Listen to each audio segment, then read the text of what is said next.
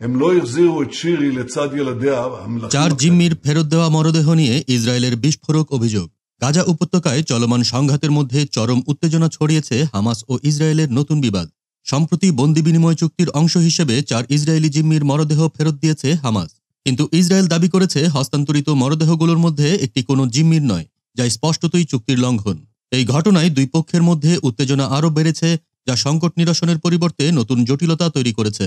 বৃহস্পতিবার স্থানীয় সময় সকালে গাজার খান ইউনিস থেকে ইসরায়েলি প্রতিরক্ষা বাহিনী IDF এর কাছে 4টি মৃতদেহ হস্তান্তর করে হামাস। নিহতরা হলেন শিরি বিবাস, তার সন্তান কেফির বিবাস ও এরিয়েল বিবাস এবং ওদেদ লিপশিটস।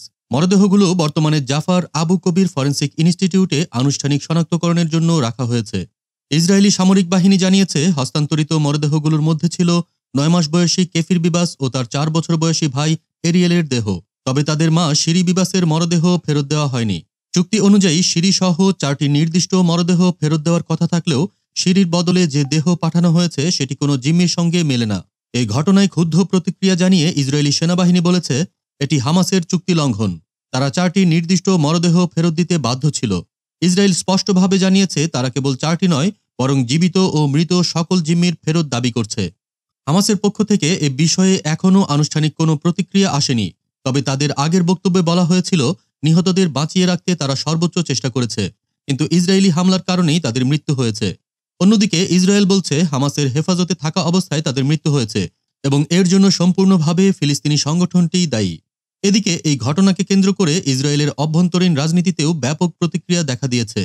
দেশটির প্রেসিডেন্ট আইজ্যাক হারজগ নিহতদের স্মরণে গভীর শোক প্রকাশ করেছেন এবং রাষ্ট্রের পক্ষ থেকে মরণোত্তর ক্ষমা প্রার্থনা করেছেন। এক্সে দেওয়া এক আবেগঘন পোস্টে তিনি লিখেছেন, ব্যথিত, আর কিছু বলার নেই, আমরা গোটা জাতি আজ শোকে বিহ্বল। তিনি আরও যোগ করেন, ইসরায়েল রাষ্ট্রের পক্ষ থেকে আমি মাথা নিচু করে ক্ষমা প্রার্থনা করছি। সেই ভয়ঙ্কর দিনে আপনাদের রক্ষা করতে না পারার জন্য ক্ষমা চাচ্ছি। আপনাদের নিরাপদে বাড়ি ফিরিয়ে আনতে না পারার জন্য ক্ষমা চাচ্ছি। এই পরিস্থিতির মধ্যেই ইসরায়েলের প্রধানমন্ত্রী বেনিয়ামিন নেতানিয়াহু এক রেকর্ড করা ভাষণে হামাসকে পুরোপুরি নির্মূল করার অঙ্গীকার পুনর্ব্যক্ত করেছেন। তিনি বলেছেন, আমাদের লক্ষ্য স্পষ্ট, হামাসকে চিরতরে নিশ্চিহ্ন করা। আমরা কাউকে ভুলব না, কাউকে ক্ষমা করব না। অন্যদিকে মৃতদেহ হস্তান্তরের সময় ফিলিস্তিনি এক যোদ্ধাকে একটি পোস্টারের পাশে দাঁড়িয়ে থাকতে দেখা গেছে, যেখানে ইসরায়েলি পতাকায় মোড়ানো কফিনের ছবি দিয়ে লেখা ছিল, যুদ্ধের প্রত্যাবর্তন, কফিনে তোমাদের বন্দীদের প্রত্যাবর্তন। এই পোস্টার নিয়ে ইসরায়েলি মিডিয়া এবং আন্তর্জাতিক সংবাদ মাধ্যমে ব্যাপক আলোচনা চলছে।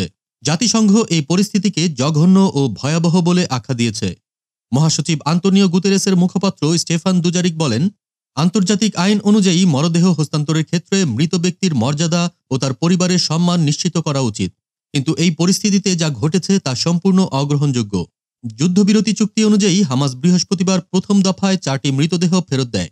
এর বদলে ইসরায়েল কয়েকশো ফিলিস্তিনি বন্দীকে মুক্তি দিতে রাজি হয়।